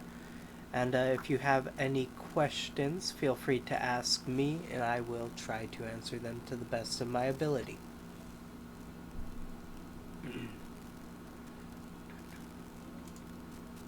Well then, my friend, if you wouldn't mind leading the way. Absolutely. Give me a moment to go ahead. Fortune is like internally flipping his shit, trying not to be all psychotic as he normally is. Okay. Barnabas turns around and opens the door for you guys to head inside. Well, gentlemen, after you. He kind of like pushes everyone else through. Stumbles through the door. Okay. As you guys kind of stumble through, Barnabas is explaining the house a bit to you. This is the dining area, and where we accept any of the guests that come here to Salvatore Manor. The person to your immediate left is Alice, the head maid of the manor. And then Smile and wave. And then we have another maid and a butler over here. The person who mans the cooking station and the bar over there is an amalgamation of multiple thousands of tiny, I guess you would call them maid robots, essentially. Her name is Selena. He continues to walk through.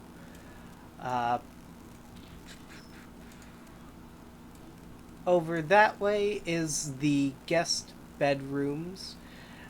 And then through this door over here is the master's bedroom as he steps through.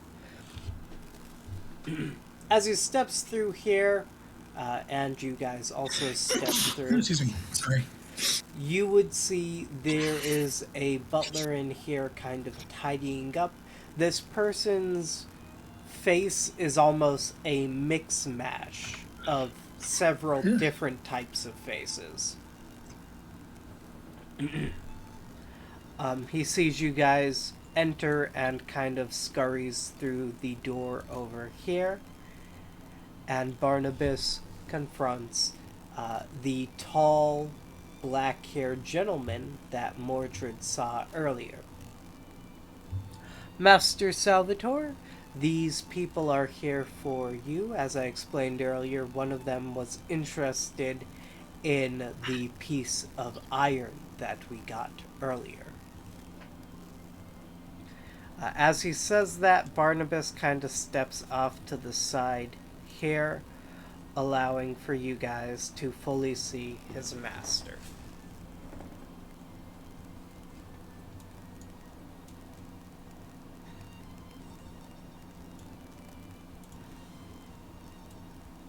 Give me a moment.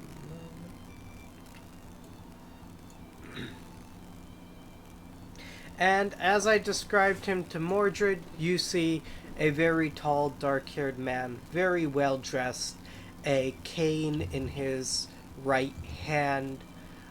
He just stands before you. You can tell from the air that this person gives off. He is extremely powerful.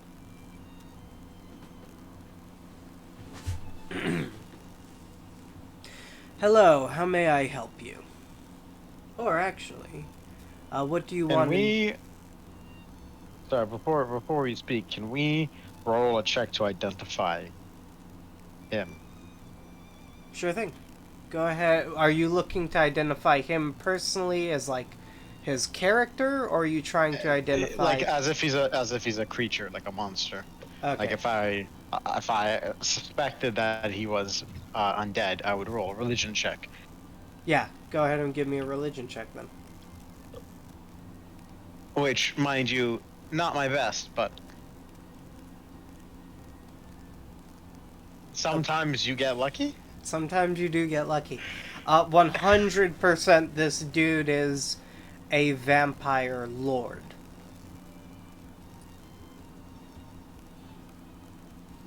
Is that the same as the same vampire lord we fought in the other manor that was on fire? No, this is several tiers above that vampire lord.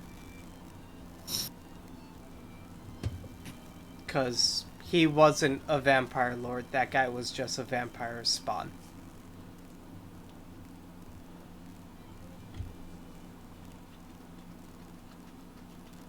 All right, well, good to know. But I think our primary focus is on that red metal and stopping the Red King. So maybe for the moment, we don't need to freak out. Okay. You would see Buffy is extremely wary, because she would also be aware that you guys are face to face with a vampire lord. But you see she's also not making any moves right now to harm him. Minkin sighs and puts his flamethrower away. You mean Minkin's his hand? You're just deciding to put your hands in your pockets? Pretty much, yeah. What was the warning that the butler gave us before we came in? Don't touch anything. Everything in this house is extremely valuable and sentimental to the master. But nothing about approaching the master himself, right? Nothing about approaching the master himself. Okay.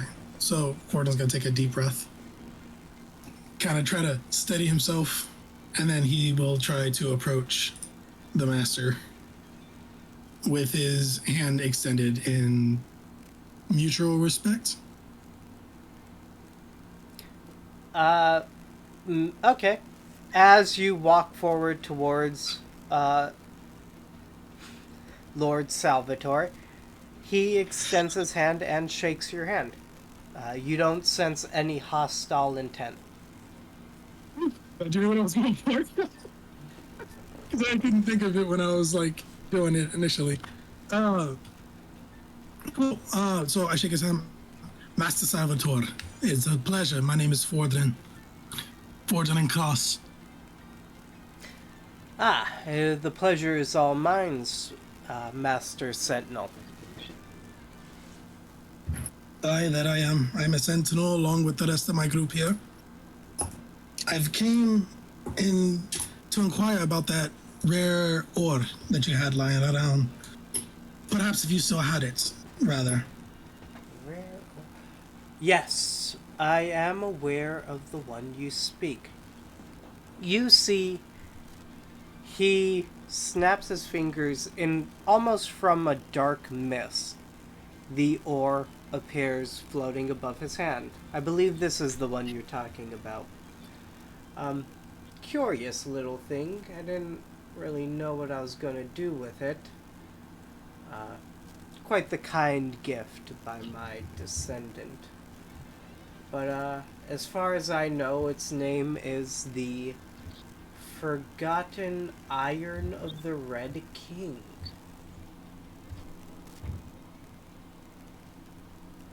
Aye, that would be that particular name of that. But being the craftsman that I am, I'm always and often search of such rare materials to make a plethora of things. And if you would permit me, I would like to take a look at that. I don't see a reason why not. I would just request that whatever you learn, you do share with me. Quite curious about it. You see the material floats over to you, and now that you can get a decent look at this, this looks essentially like a decent chunk of iron. You're looking at like enough to make pretty much even like a full suit of armor out of. Like, this is a very hefty chunk of iron here. Throughout it runs veins, essentially, of red, like a red mucus-like substance. And they flow out from those veins, creating what looks almost like red cracks along the entire surface of this material. You can see at the very end of those cracks, it kind of swirls and picks up off the material and then dissipates. As he, Oh, this is fascinating. as it's about to get close enough that you can touch it, he stops it right there. I would be extremely careful handling this object. I have a very distinct control over my nature. However, as soon as I touched this object, I almost went into a frenzy and killed some of my close aides here. So I highly doubt touching it carelessly would be a good idea. As he rests it on the table right here. Could I inquire a question? Did you touch it with your bad hands? Yes. Yes, I did.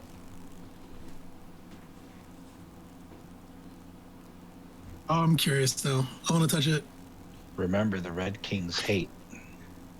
Hang on, before you touch it, I do have, oddly enough, a spell that might be beneficial.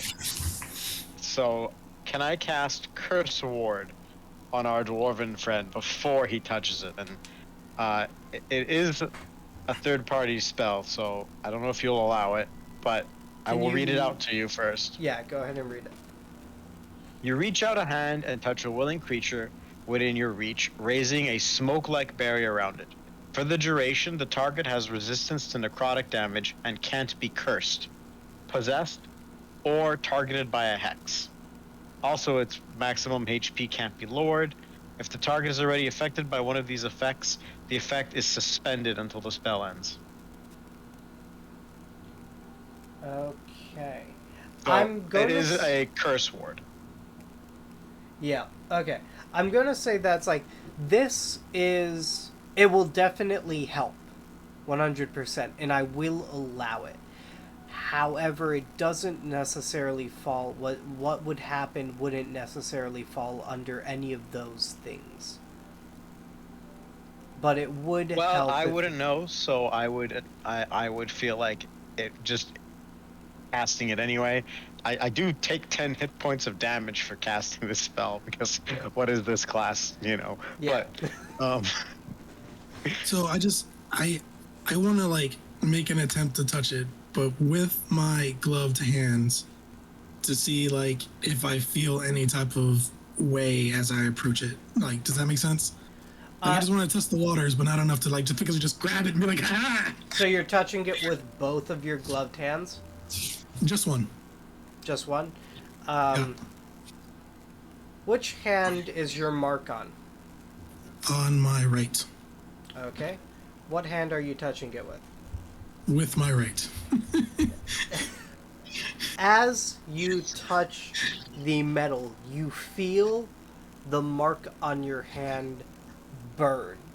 And this isn't a small sting, like it burns almost as if almost like a second degree burn on your hand. It hurts horribly. I'll pull back. Holy shit! Son of a.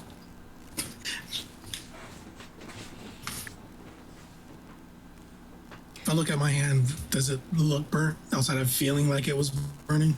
You can feel or you can see the mark in your hand glowing, almost as if the coin that you originally picked up was still there and it is like molten lava, essentially.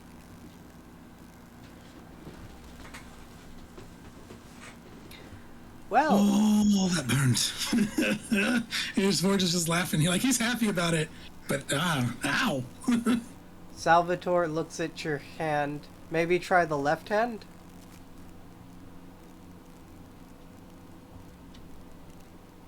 Yeah, I'll try the left hand just to see if I get the same effect.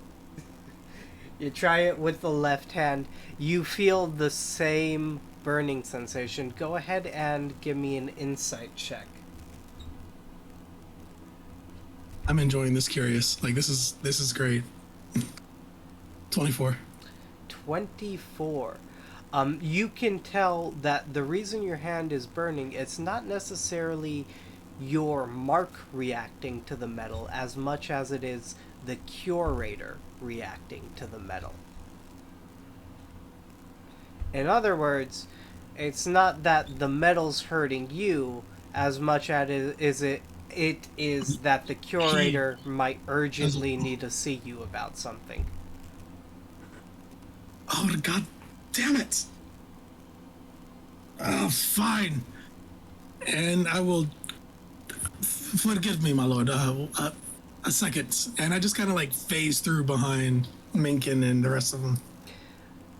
So, as you try to open up the portal and phase through, like you normally do, something different happens. This time, where the portal would normally open, you see the curator's long hand shoot out and rip open a section of the space. As he pokes his head out. Again, you remember how I described the curator. He's a very tall figure. He has like very mysterious, dark features that are pretty much all covered up. And he just looks like a very tall person with a top hat. As he pokes his head out, you see that same exact figure looking back at you, even though you are looking directly at his face. You can't really come into contact with any of those features. Fordrin, I have a feeling that you have found something rather interesting. I didn't know that you could do this. I often fail to remind people that I can do this. But, where is it? There it is. And he can see through the space? Like he's in our space now? He's poking his head and hand through. It's over there on the table. Like I just like pointed that direction. You see he reaches his hand over and he kind of picks it up and is turning it in his hand. This is, as I mentioned, this is a pretty big piece of metal. The curator is handling this thing almost like it's a gem, in comparison to like how large his actual hand is. You've never gotten a sense of how big the curator is actually. This, like, he is massive. So until like now. Yeah. As he looks at this thing, is this one of the three kings' medals? I would assume so. It's only been rumors that I've heard so far. This is my first time seeing it. One sec. Let me. He opens up the space more. I don't usually. I really like my little space that I have here.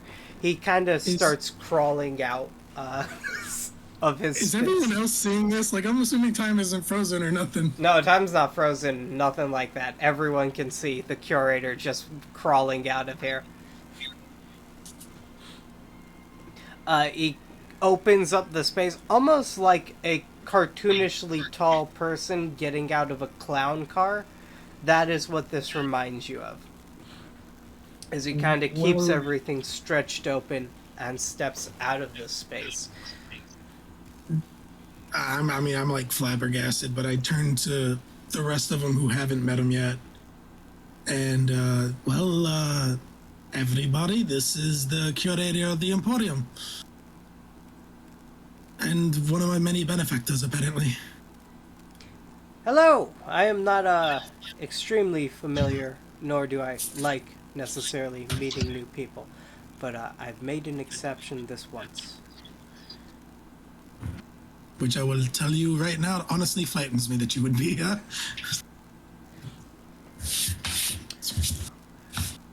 Well, I really like new materials. What can you say? Is that a rabbit? Aye, that's two of them. One is my buddy Mordred, and the other, I believe her last is Buffy. Quite unique. Never had a herring gun in my collection before. I'm sorry. They're not for sale. Your collection? Oh no, hang on. Not for sale. Hey guys, let's think about this.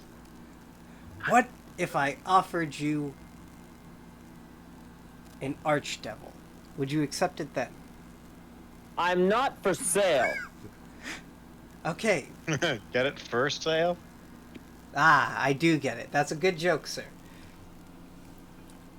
But what are you waiting for? Go ahead, use identify on it. I was getting to it. Okay. I mean, I'm stumped. So yeah. You can touch it with your hands. I'll stop the metal from burning you and everything like that. You can touch it and everything you want. I want to be here to see it. You're an asshole. I just want you to know that. I've been told this many times. Good, and I don't think it'll ever change. I cast Identify after arguing with him. Okay. You cast Identify, and, well, your Identify blinks up. Now, before we get to the exact contents of this Identify, I have a question for you guys. Do you guys want to end the session here today? Yeah, I gotta start work early tomorrow, so. Yeah. Oh, Yay, this is a cliffhanger great ending. cliffhanger. Yeah, I'm telling you. I'm gonna be fucking dreaming about this shit now. Okay, then we're going to end the session here today. Damn, what's the luck, man? We meet a non-aggressive, oddly enough, right now, vampire lord who doesn't just immediately want to rip our heads off. He tried to buy me. No. The curator tried to buy you. Yeah, the curator wants to buy Mordred. But I tell you, if I wasn't a cleric, the archdemon sounds pretty well. think it's a good substitute. Good substitute. Okay, that's where we're going to end today's session. Any questions, comments, or concerns for me? Oh, really? Thank you. I'm really sorry, guys, about that. The circumstances, literally filling jars of tomato sauce in the middle of that session. Oh, No, you got to worry about tomatoes. Tomato sauce is the most important thing, Scribble. And you. yeah, no, no. It's fine. The problem is, I genuinely thought you were joking, by the way, when you sent out that message to like the Sintrian Sentinel group. I'm like, this has to be a joke, right? Tomato sauce. nope, not joking. Legitimately. And the worst part is that because it's a family thing, we're doing it as a family. My mom and my aunt are there, and they're hellish to work with. Like, I picked up a bottle so I can screw the cap in, and she yelled at me saying, "No, you have to leave it on the table to screw it in." I vaguely remember hearing about this. And I'm like, what the fuck do you mean I have to leave it on the goddamn table? What does that even do? How does that even work? Why? So my only real question is like, how long does it last if you make it yourself? And then, if it's such a big thing, how much of it do you actually make? We make it for 2 years, and basically it's 2 bottles a week of sauce that we could use. And if we do that, it should last 2 years. That is fucking nuts and so cool. I'm ending this. And then